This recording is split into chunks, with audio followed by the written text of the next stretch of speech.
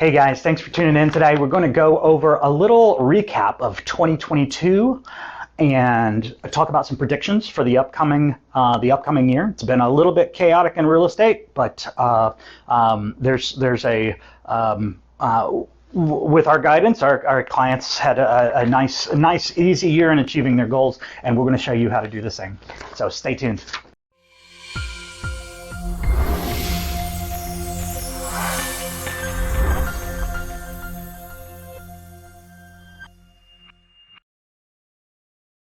Hey guys, thanks for tuning in again. So 2022, a little bit chaotic, not like anything that we'd seen before with the Fed funds rate, lots of economic challenges, inflation, and how did that impact the housing market? For us, not so bad. Our clients were all successful in 2022.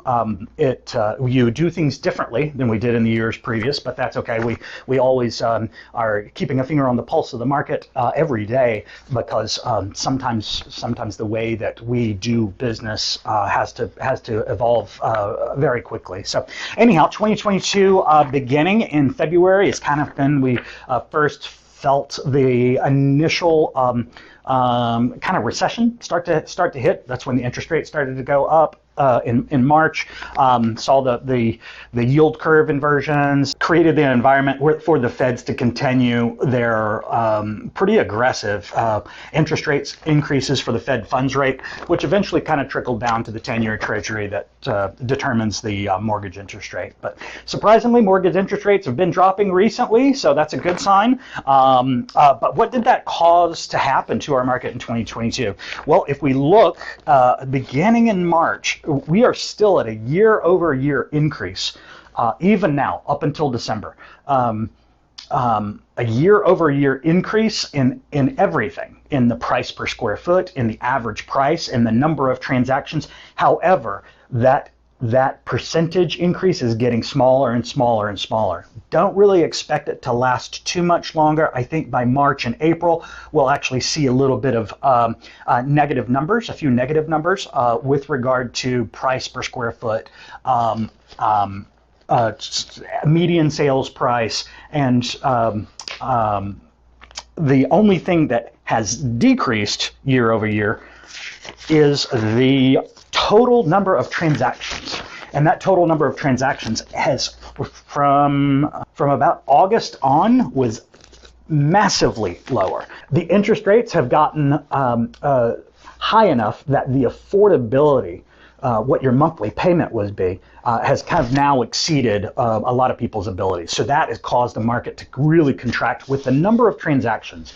However, surprisingly, it hasn't really transferred over to the purchase prices and the price per square foot. Those are really kind of remaining steady for the market as a whole. There are some sub-markets, and this goes for our Tennessee, Georgia, South Carolina, and Florida markets that we cover, but some of the sub-markets are seeing some pullback, and some of them have not seen any pullback whatsoever. So it all is going to depend on we drill down to your sub-market in your locality, in your neighborhood, and your street to see how it affects. But anyhow, all in all, the market has stabilized. It needed to. The really super hyperinflationary numbers that we've seen the past couple of years, that has stopped. So we've gotten to a nice plateau. But the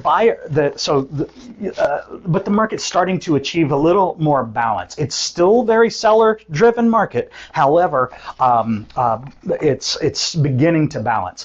The National Association of Realtors wants it to be 6 months to be a balanced market. I think that's a little bit high. I think from a practitioner, we feel that it's balanced around 3.5 to 4.5 months. Feels like a nice market, and we're starting to approach that 3 months of inventory, whereas a year ago we had like 0.8 months of inventory, if that at times, and it was just it was driving prices up. It was going to be unsustainable.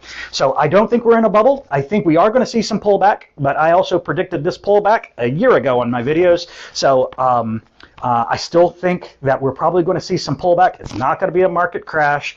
Let's go ahead and take a look now If you are planning on doing anything in 2023 or 2024, I do believe this is probably going to be about an 18-month cycle for the market, macro market as a whole. Some submarkets will come out a little bit quicker than that. But anyhow, let me know how I can help you with your real estate needs in 2023. If you like, you can find out instant home valuations or search your local markets using the buttons below. Thank you very much for tuning in for my 2022 recap and 23 market forecast. Look forward to another banner year. Thanks to all of you, clients, friends, for all your business and referrals. Talk to you soon. Thanks.